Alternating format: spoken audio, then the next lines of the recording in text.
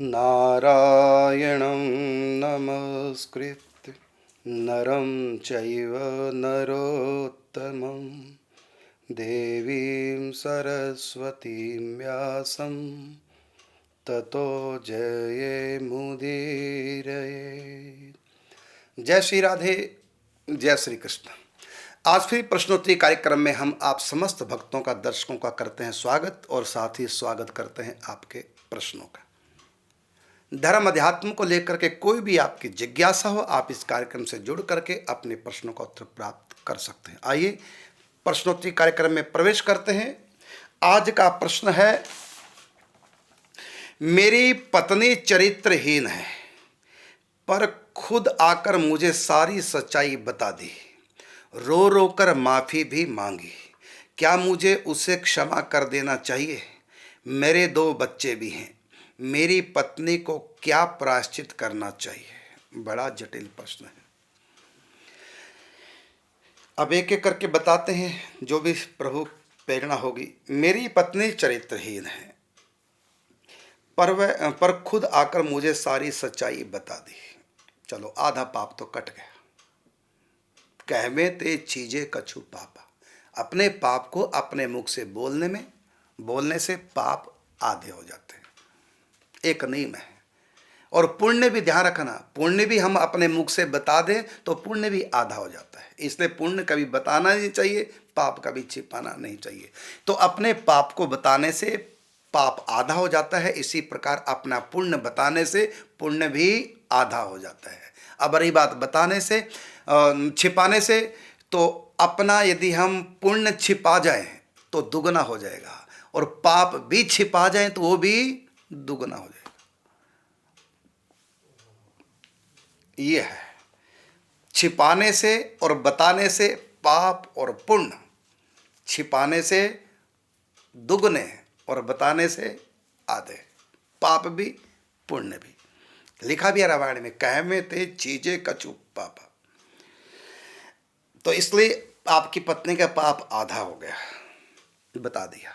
रो रो कर माफी मांगी। अब आपने प्रश्न ये किया कि क्या मुझे उसे क्षमा कर देना चाहिए?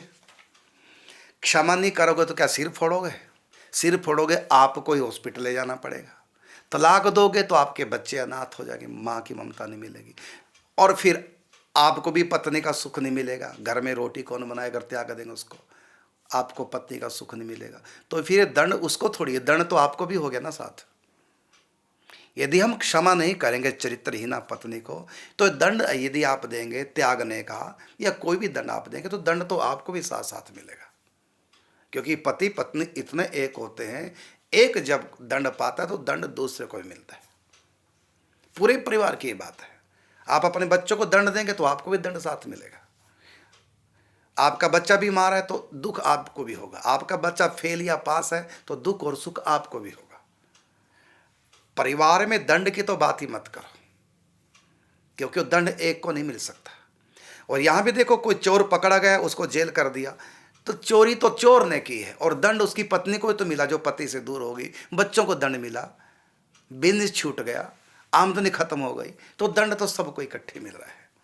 लेकिन वो सरकारी वो बात अलग है, क्योंकि इससे एक परिवार को दंड मिल रहा है। बाकी जो परिवार हैं जिनको दुखी करता चोर चोरी कर करके, अनेक परिवार तो सुखी हो गए ना। तो एक परिवार को दुखी करने से अनेक परिवार सुखी भी तो हो गए हैं, इसलिए वो जायज है। लेकिन यहाँ तो एक ही परिवार है, तो यदि आप अपने परिवार में किसी को भी दंड दे रहे हैं तो दंड तो फिर सबको मिलता है।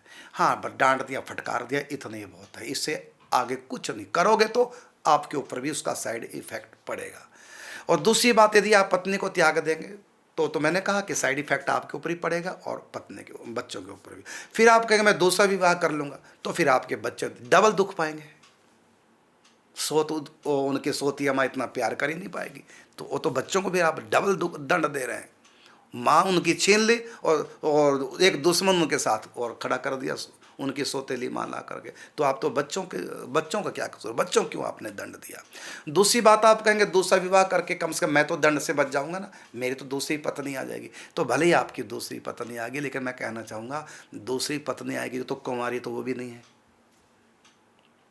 दूसरी पत्नी जो आप लाएंगे वो केवल आपकी थोड़ी होगी, पहले भी तो किसी और की रही है। तो फिर आपकी पत्नी भी कुछ समय के लिए किसी और की होगी, तो फिर वो पहली पत्नी ठीक है, क्योंकि दूसरी भी तो आप वही लाओगे ना जो दूसरे की हो चुकी थी एक बार।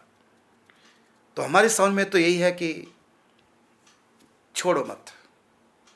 हाँ, एक जगह मैंने ऐसा पढ़ा है, यदि स्त्री गर्भ हत्या करा दे पति से चोरी से, तो उसका त्याग करना चाहिए। ये मैंने स्वयं पढ़ा है। गर्भवती स्त्री यदि पति से चोरी से गर्भपात करा दे तो उस स्त्री का त्याग करना चाहिए, ये मैंने स्वयं पढ़ा है। बाकी यदि चरित्रहीन ना हो जाए तो फिर ऐसा कोई दंड नहीं जो अकेली स्त्री को मिले, क्योंकि यदि आप उसका त्यागेंगे तो बच्चों को भी दंड मिल गया, आपको भी दंड मिल गया। और फिर दूसरा विवाह कराएंगे तो दूसरा विवाह भी तो फिर किसी की थी वही तो आएगी आपके यहाँ। तो जिस गलती पे आपने पत्नी को त्याग दिया, आप स्वीकार नहीं कर पा रहे, तो उसकी भी वही गलती होगी। तो इसलिए मैं तो यही कहूँगा, जैसे कैसे फटकार लो, डांटो फटकारो और रखो अपने पास। हाँ, थोड़ा रखवाली करो। और वैसे तो यदि उन्होंने बता दिया, दो कारणों से बताया होगा, या तो इस कारण से बताया उन्होंने आपको कि अब मेरे पति को पता चल ही जाएगा, कोई तो बताएगा, किसी को पता चला गया होगा, मेरे पति तक बात पहुंच जाएगी, तो किसी के थ्रू बात पहुंचे उसका ज़्यादा रिएक्शन होगा, इसलिए मैं ही बता देती हूँ। तो डर के मारे उसने बताया होगा। यदि सचमुच में उसने बिना डर के ऐसे बता दिया कि मैं गलत हूँ, अपने आप को गलत मानकर उसको गिल्टी फील हो रही है कि मैंने बहुत गलत किया, बहुत अपराध किया, इसलिए बता देना चाहिए, नहीं तो डबल अपराध हो जाएगा।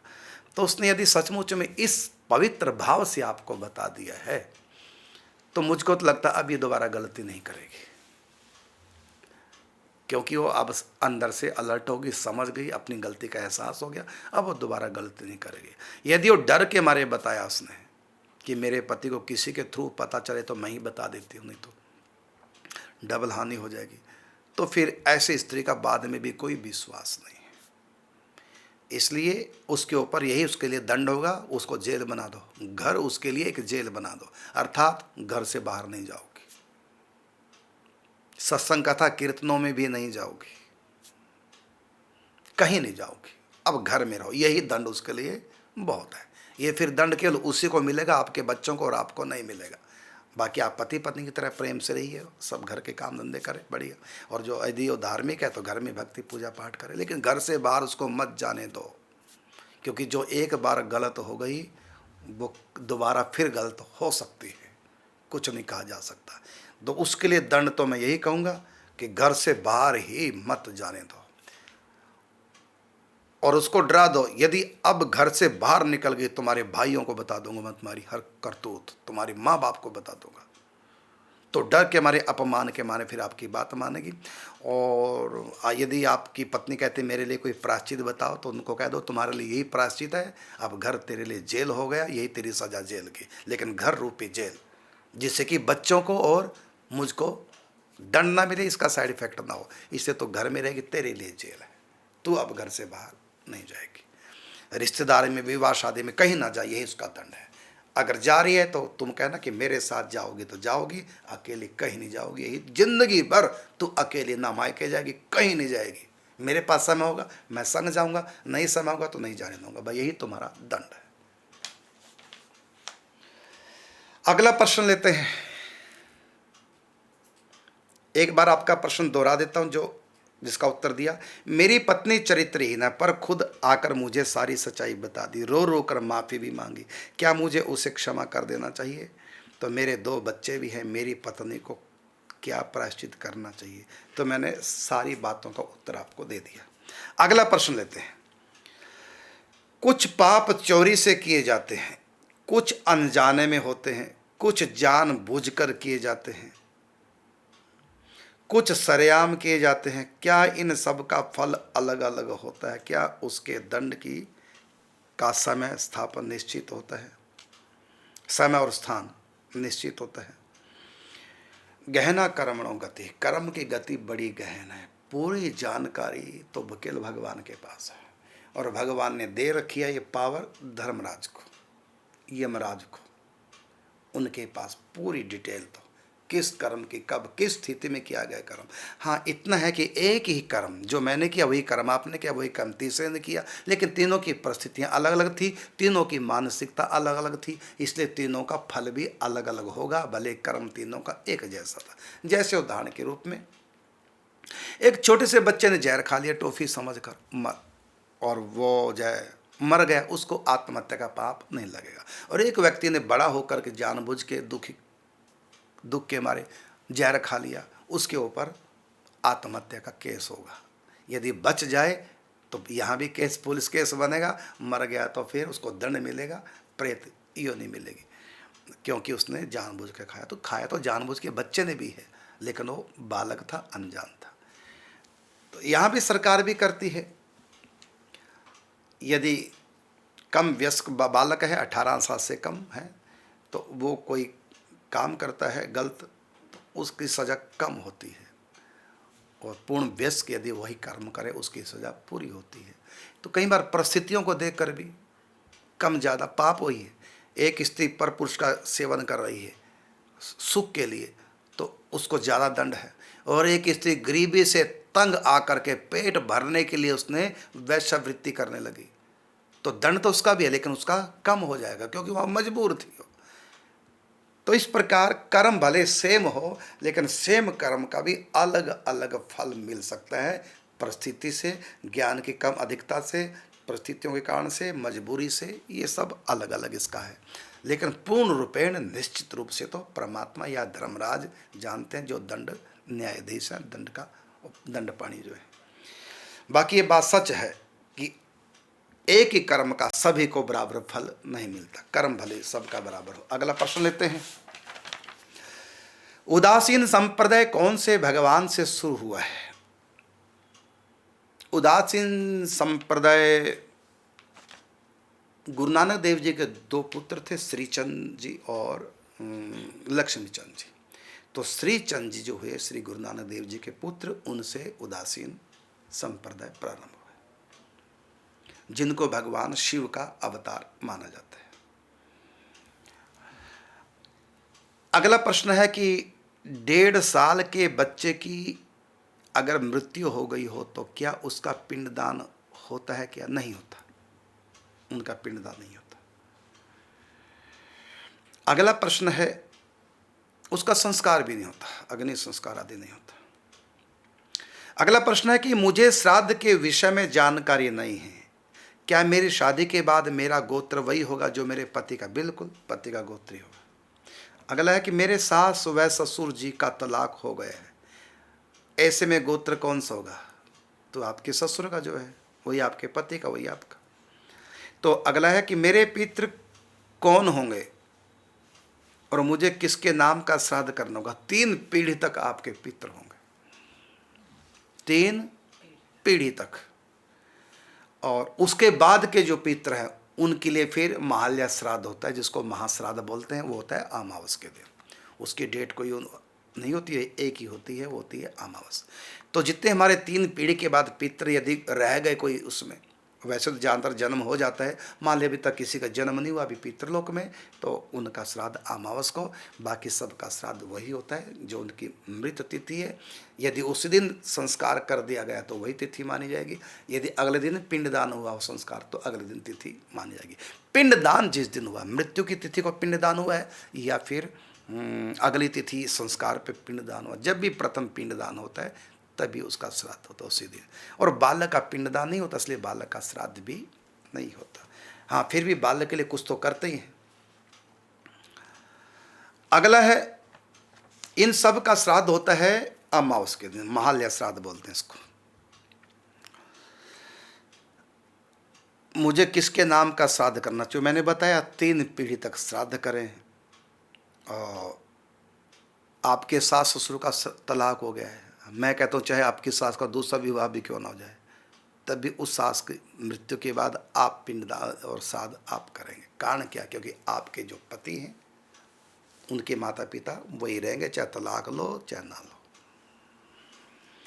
अगला प्रश्न है कि कार्तिक मास में पुष्कर तीर्थ में वास व स्नान का महात्म है क्या? बिल्कुल, किसी भी तीर्थ में कार्तिक मास में सरोवर जो हमारे तीर्थ हैं और नदी। दो तरह के तीर्थ होते हैं, खड़ा पानी और बहता पानी। खड़े पानी को सरोवर कहते हैं और बहते पानी को नदी कहते हैं, दोनों तीर्थ होते हैं। तो तीर्थों में स्नान करना और चारों धामों में कल्पवास करना, पूरे मास उपवास करके, मतलब पूरा महीना निवास करना, इसका बड़ा महत्व है। और हमारे ब्रज में आने की तो विशेष महिमा लिखी है मथुरा मंडल में। ये सारा ब्रज क्षेत्र मथुरा मंडल कहलाता है, तो इसमें पूरी महिमा है। उसमें भी गिरिराज की परिक्रमा और राधा कुंड स्नान विशेष महत्व है, जिसको हम लोग अहोई अष्टमी बोलते हैं उस तिथि को। तो पूरा कल्पवास मतलब पूरा महीने का ब्रज में आना, बड़ी मन महिमा बताई है शास्त्रों में। अगला प्रश्न है कि भविष्य मालिका के ग्रंथ में से कोई प्रवक्ता जी बता रहे थे कि माधव का अवतार होने वाला है। राधे देखा ने यहां भविष्य मालिका रखी होगी सामने, देखो जरा, ये देखना हो जल्दी, यही रखी थी, ऊपर होगी, देखना माता आप यहीं रखी थी भविष्य मालिका। देखो ज्यादा नीचे नहीं होगी, ऊपर ही ऊपर होगी, छोटी सी किताब है। चलो, मुझको अभी कोई 3-4 दिन पहले कोई भविष्य मालिका दे गया था, उसमें मैंने देखा कुछ बातें झूठ भी लिखी थी, बुरा ना मानना, इस समय है नहीं मेरे पास, मैं दिखा सकता हूँ आपको कल को। तो उसमें मैंने देखा कि देखो गर्ग संहिता में लिखा हुआ है कि कल की अवतार आएगा, और वो श्लोक सुना दिया। और जब मैंने श्लोक पढ़ा वो बिल्कुल झूठा। क्या? उस श्लोक में श्रीनाथ जी के बारे में लिखा हुआ था कि 4,500 साल बाद में कलयुग के तो गिरिराज गोवर्धन से श्रीनाथ जी प्रकट होंगे। वो श्रीनाथ जी के बारे में लिखा हुआ था। जब मैंने संस्कृत में पढ़ा तो वहां तो श्रीनाथ जी लिखा हुआ है, और उन्होंने नीचे अर्थ क्या कर दिया, देखो कल की भगवान अवतार ले रहे, गर्ग संहिता में लिखा है। और मैं नाराज उन लोगों के ऊपर जिन्होंने इस ग्रंथ को लिखा है। अब हकीकत में क्या लिखा होगा महापुरुषों ने, महापुरुष तो कोई भी गलत नहीं लिख सकते, लेकिन जिन्होंने अर्थ कर दिया वो अर्थ का अनर्थ कर दिया। अब यहाँ इनको मिल नहीं रहा, अभी कल परसों ही पढ़ा था वो। तो भविष्य मालिका कोई दे गया मुझको, तो उसमें मैंने 2-3 बातें बिल्कुल झूठ लिखी है। तो जब 2-3 बातें झूठ उसमें मैंने पकड़ ली, तो और कितनी उसमें सच परसा है, झूठ कुछ कहा नहीं जा सकता। अब मैं कोई नहीं मिल रहा, मैं परसों दिखा दूंगा आपको, था तो यहीं पर। तो उसमें बिल्कुल गलत श्लोक लिखा हुआ है श्रीनाथ जी के बारे में, जो गिरिराज जी से श्रीनाथ जी ठाकुर जी प्रकट हुए थे श्री विग्रह के रूप में, लिखा हुआ है श्रीनाथ जी के बारे में। और उन्होंने अर्थ कर दिया कि देखो कल की भगवान अवतार ले रहे। मतलब इतना झूठ परस दिया, इसलिए मेरा विश्वास हट गया इस ग्रंथ के ऊपर जो लोगों ने छापा है। तो मेरा इस बात से विश्वास हट गया। जब एक बात गलत हो सकती है बिल्कुल सरेआम, तो लोगों को ठग रहे हैं। तो भविष्य की विपदाओं से बचने के लिए माधव का नाम जप करो, राधा रानी के नाम को जपने से कुछ नहीं होगा। ये भी बात बिल्कुल झूठ शास्त्र से उल्टी बोल रहे हैं जो बोल रहे हैं। माधव नाम, अरे मतलब होगा उसका कि माधव का नाम, माधव के तो अनंत अनंत नाम है, किसी भी नाम का जप करें। हम कहते हैं भगवान कृष्ण का नाम जप करो, इसका अर्थ थोड़ी कि कृष्ण कृष्ण करो, राम राम नहीं करना। तो यहां भी वो गलत कर रहे हैं। तो यह बात कहां तक सत्य है, तो कहां तक क्या, अब इनको मिल नहीं रहा, परसों तो ही रखा था वो भविष्य मालिका। तो सब मिलाकर के मैंने जो पढ़ा उसमें 2-3 श्लोक वो तो बिल्कुल झूठ थे। बाकी और तो झूठ भी हो सकता है, सच भी मैं पूरा नहीं कह सकता, लेकिन कुछ तो झूठ मैंने पकड़ लिया। अगला प्रश्न लेते हैं। राम राम सब कोई कहे, दशरथ कहे न कोय, एक बार दशरथ कहे कोटि यज्ञ फल होय। यह कैसे हो सकता है, स्पष्टीकरण करें। सिंपल सा अर्थ लग रहा है कि राम राम सब कोई कहता, दशरथ कोई नहीं कहता, एक बार जो दशरथ कहता है करोड़ों यज्ञों के समान फल है। सिंपल सा अर्थ तो यही है, लेकिन ये अर्थ नहीं है। दरअसल वहाँ दशरथ शब्द नहीं है, दशरथ शब्द है। अब सुनो उसका दशरथ का अर्थ क्या है। 10 का मतलब 10 संख्या में, और रित का मतलब खाली, अर्थात 10 जो नाम अपराध हैं उनसे बच करके, कहते राम राम सब कोई कहे, दशरथ कहे ना कोई, अर्थात राम राम तो सब कह रहे हैं लेकिन उन 10 नाम अपराधों से बच करके कोई नहीं राम बोलता, सब अपराध करते हैं। राम राम सब कोई कहे, दशरथ कहे ना कोई, और एक बार दशरथ कहे, रथ था नहीं है, रथ, एक बार दशरथ कहे कोटि यज्ञ फल होए, अर्थात 10 नाम अपराधों से बच करके एक बार भी कोई राम नाम बोलता है अपराधों से बच करके तो उसको करोड़ों यज्ञों का फल मिल जाता है। हम लोग दरअसल अपराध युक्त भजन करते हैं, अपराध विमुक्त भजन नहीं करते। 10 रथ मतलब 10 से खाली, रित का मतलब खाली होता है, ये इसका अर्थ है। 10 नाम अपराध कौन से जिनसे बचना है? तो सबसे पहला नाम अपराध है संत अवज्ञा।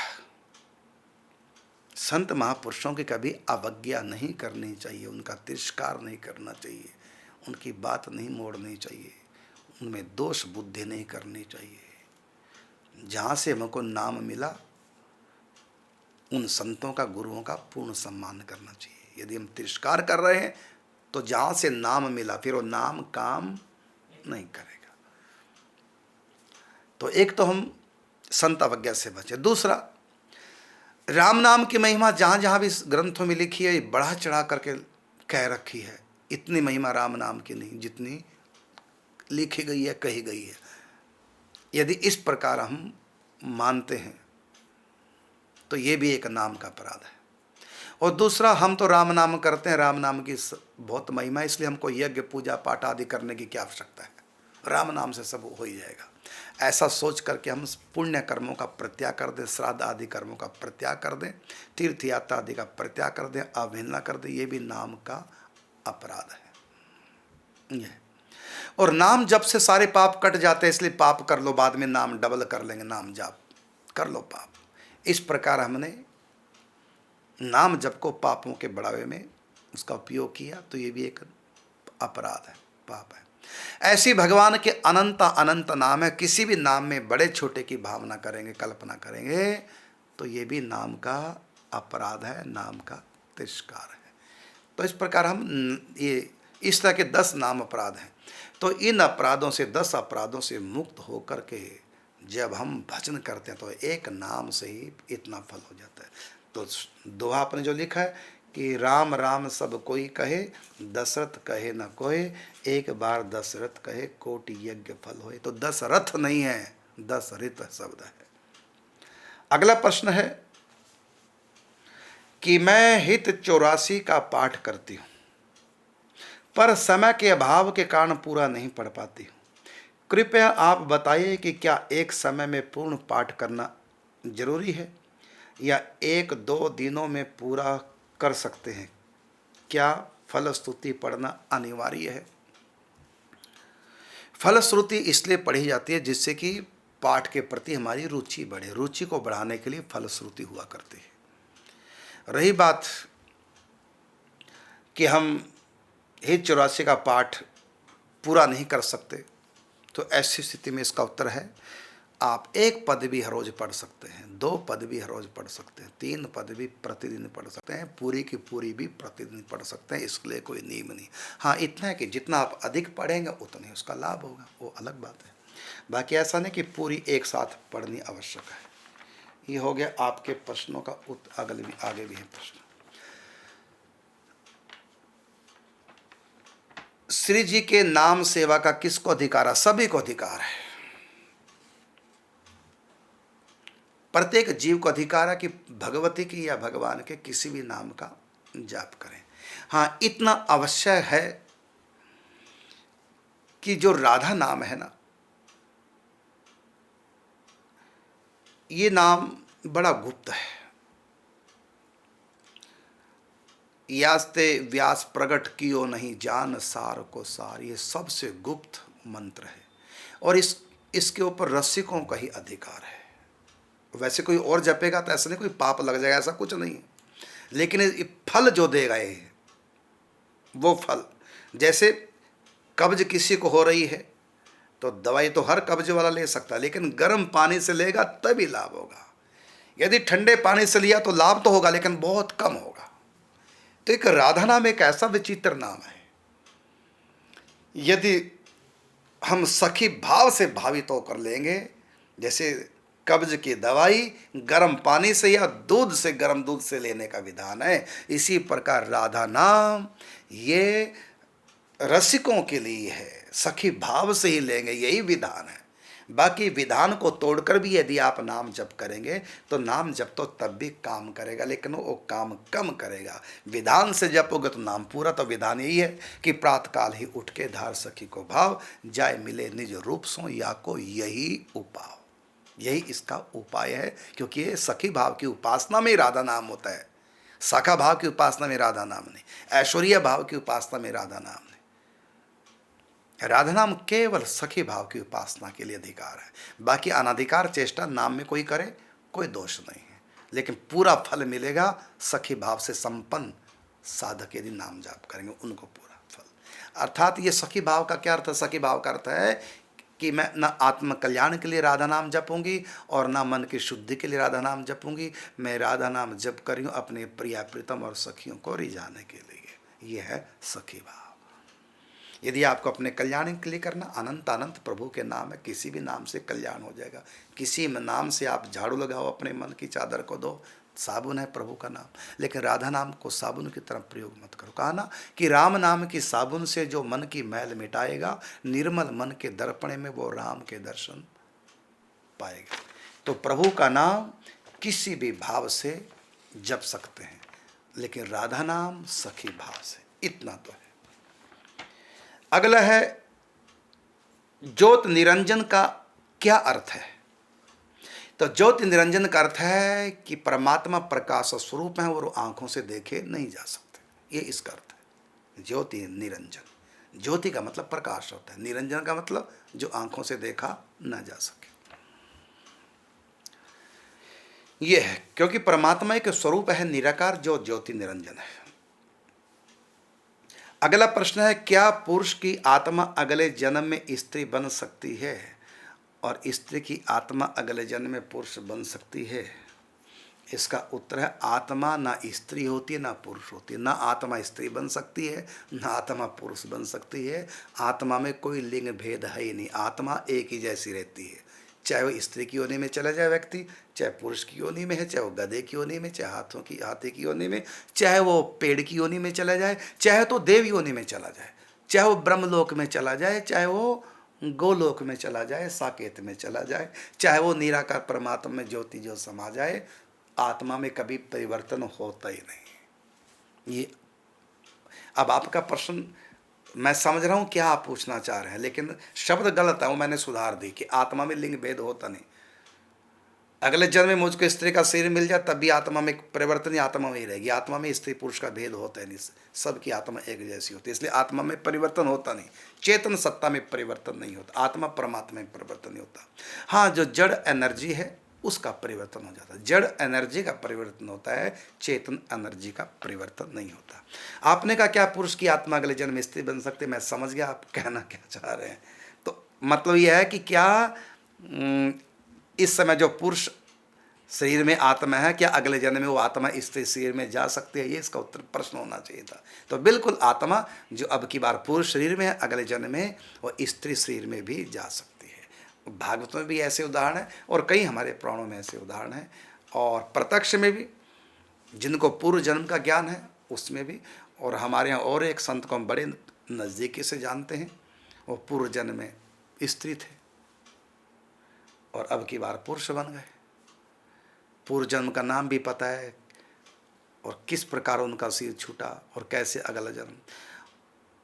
और एक और संत को मैं जानता हूँ, उनसे तो मैं मिला हूँ और अब भी कई बार मेरे पास आते हैं। पिछले जन्म में और हरियाणा की लड़की थी और अब की बार वो संत बन गए, पुरुष हैं। और स्वयं उनके गुरु ने, भगवती दुर्गा जी सिद्ध थी, स्वयं भगवती दुर्गा जी ने उनके गुरु को प्रकट होकर कहा था, एक बालक आपके पास आ रहा है और उसको गोवर्धन में पंडित जी के पास भेज देना। स्वयं दुर्गा जी ने कहा था, हरिद्वार में। वो घर छोड़ के 8वीं क्लास में बालक पढ़ता था, पिछले जन्म में स्त्री था, फिर लड़का बन गया, फिर वो हरिद्वार गया, वहाँ उनके गुरुजी दुर्गा सिद्ध थी, तो भगवती दुर्गा ने कहा जो बालक है आपका शिष्य, तो इनको गोवर्धन में पंडित जी के पास पहुँचा दो, ये वहाँ की चीज़ है। हाँ, तो ऐसे कई उदाहरण हैं। तो स्त्री जो इस समय है अगले जन्म में पुरुष बन सकता है। प्रश्न हमारे पास पूरे भी हो गए और इधर समय भी पूरा हो गया। अब आपको मिलेगा हम फिर कल, तब तक के लिए चाहेंगे आपसे आज्ञा। जय श्री राधे, जय श्री कृष्ण।